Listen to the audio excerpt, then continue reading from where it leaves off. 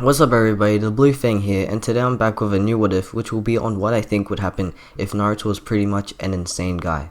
So first, you guys may be thinking why I haven't made a part 4 for the what if Naruto was like Itachi series. Well, it's because I just don't really have any ideas for where the story should go at the moment, so it could take some time for a new part to come out. And so I just chose one of my subscribers' ideas for this video. Shout out to them. If you would want a part 2 of this what if, the like goal will be 220 likes for the next part. Also, this what if could be a lot darker than my other ones, so if you're not into any of that dark stuff, it's okay to watch another video. Now before I get into the background information, subscribe if you're new, hit that like button and turn on bell notifications. So with no further ado, let's get into the video.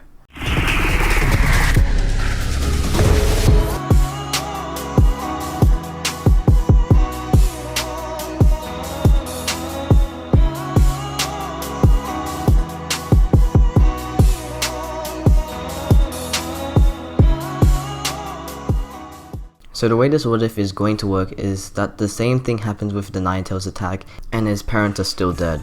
Naruto still has half of the Nine Tails and is rejected by the village like in the original, but this time their hate would grow a lot more around Naruto as he lived throughout his childhood. He would be somewhat depressed to do any pranks like he did in the original, so every day his life would be full of hate and boredness. He couldn't do anything about the people who hated him, and he didn't have enough mental toughness to fight back. Also, in this timeline, Ichiraku's ramen shop didn't accept him as well, which resulted in no one even caring or helping Naruto out in any way. One day a group of kids would come up to Naruto and pretty much bully him, calling him a monster, loner, and someone who would never be accepted in the village. Naruto's usual emotionless eyes would look up to them and not say a word, but as the kids went on back and forth shouting depressing things at the so-called fox child, Naruto would feel a great anger surge inside of him, but not just for these kids, but for the whole village, especially the Hokage who wouldn't even care for him even though he's the leader of the village. Also, Naruto is only around 10 years old at this time, so he's been through many years of this everlasting agony. Naruto observes the area that he's in and spots a kunai on the ground. It looks used, so someone must have dropped it, but it doesn't matter for Naruto because he would need a way to let out his anger. He always learned about how violence affected each village out of anger for each other. Every time in the academy, the senseis would say that they wished that each village would all be at peace and work together with each other, but in reality, whenever there's an emotion called anger, peace would never be an option. Naruto thinks that if villagers do all this war and violence with each other out of anger, it wouldn't matter if he himself would let his anger out once in a while in the same way they do. So Naruto runs for the kunai and quickly swipes it from the ground. The kids still taunt him, but as they see Naruto get something off the ground, they stop. Naruto then turns around to them with an expression that would be the embodiment of anger. He then lashes out at the people who made him so depressed and angry, swiftly swinging his kunai right at them. He is able to scrape one kid in the stomach and another in the arm. One other kid starts running as fast as he can, leaving the other two with Naruto. Naruto continues striking at his two victims, remembering all the pain he went through that made him do this. He thinks about how he has no sympathy for them, as he doesn't even care whether they get really hurt or even die, because it was all their fault for this to happen. Naruto brings the kunai onto one of them multiple times while loads of blood pierces out of the wounded stab holes. The other kid Naruto is not dealing with at the moment is able to get up while his arm is wounded and is able to run away, but Naruto doesn't care. All he needs is one person to let out his anger on. Blood sticks onto Naruto's face as he continues stabbing away, slowly becoming insane. He then slowly forms a smile at the scenery he is currently looking at, the bloodied body that his anger had created. And before that anger, it was Konoha's influence on the anger which led to him doing this. Naruto quietly chuckles to himself as he finds himself feeling good after all of this mess. He continues chuckling, which leads into a massive laughter as he has found a way to let out what he had bottled up inside of him. Also a new way for him not to be bored. In Naruto's subconscious, his dark manifestation slowly pulls out, slowly taking over the past Naruto because of his hatred that he had let out. He is able to do this because in the original, this dark side of Naruto was made up from the hatred of the leaf, so now in this situation it would help Naruto lose his sanity and merge with him. Also inside of Naruto, the Nine Tails watches everything that is happening. He has a quiet laugh looking at how Naruto is slowly becoming someone else. Also, he would be tempted to take over Naruto, but the Kyuubi would want to see how Naruto would affect Konoha himself, so he leaves him for now. We cut to a while later, and since then, Naruto had been keeping himself away from people, since after what he had done, and it might be dangerous to go outside. The news of the kid's bloodied body had already been reported because of the two people who escaped Naruto. They were able to tell Hiruzen everything, but Hiruzen didn't believe them as he just thought they tried to frame Naruto. He also just says that they might have run into a dangerous person in the village because there was no way someone like Naruto would do something like that, and he also thought they were lying. Hiruzen thought this because Naruto is a child of Minato and Kushina, two people who were caring and kind. The bloody kid Naruto stabbed was able to survive, but he would be hurt everywhere, and it would take a very long time for his injuries to heal. So eventually Naruto would hear rumors about a strange person in the village attacking people, and his first thought would be that he's safe at the moment, since no one suspects him.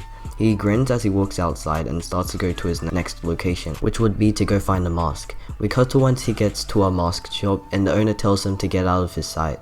Naruto ignores him and quickly takes out his kunai. He hides it behind his back, and as he gets closer he swiftly gets behind the owner and tells him to just give him a mask and he'll go. He also tells him he got a kunai ready behind his back if he doesn't follow his order. The shop owner slowly grabs the mask and passes it behind to Naruto. Naruto then puts on the mask and stabs the shop owner, going for the killing blow. The reason he did this was because if he does do the killings, the owner would remember the mask and tell everybody that he had sold it to Naruto. So Naruto can't just leave someone with information on him alive. The shop owner slowly dies and Naruto gets out of there quickly.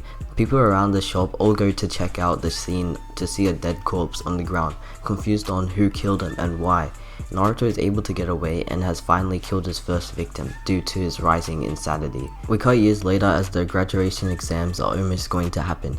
Naruto is still unable to manage how to use his chakra control properly, so he could have some trouble with the exams. Also, the reason he's trying to become a shinobi is because it would be much easier to do his insane actions, and also he wouldn't have to have that much suspicion on him because he would be known as a shinobi, someone who is trusted to work for Konoha.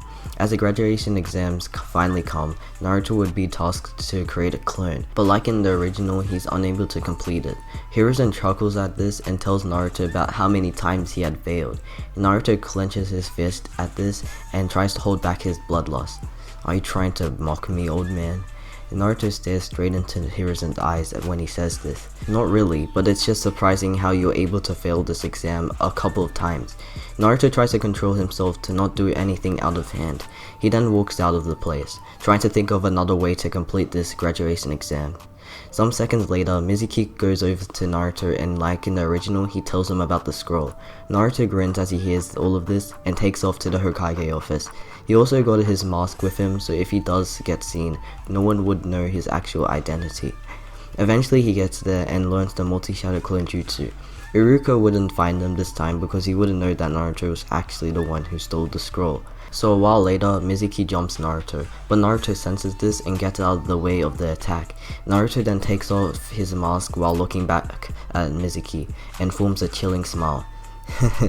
"I've been expecting you, sensei. I knew you would come here because there was no way you could just help me out for free." Mizuki is shocked at how Naruto looks like at the moment.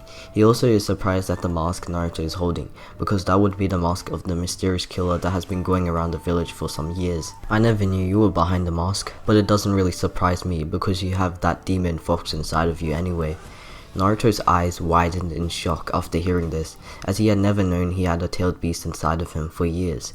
He then goes back to that chilling smile, then thinks about how his fox friend inside of him could be of use. But with no hesitation, he creates a load of clones. They all glare at Mizuki with a rising bloodlust. "Sorry sensei, but I can't let anybody who knows of my identity stay alive. But I do thank you for telling me about the Nine Tails."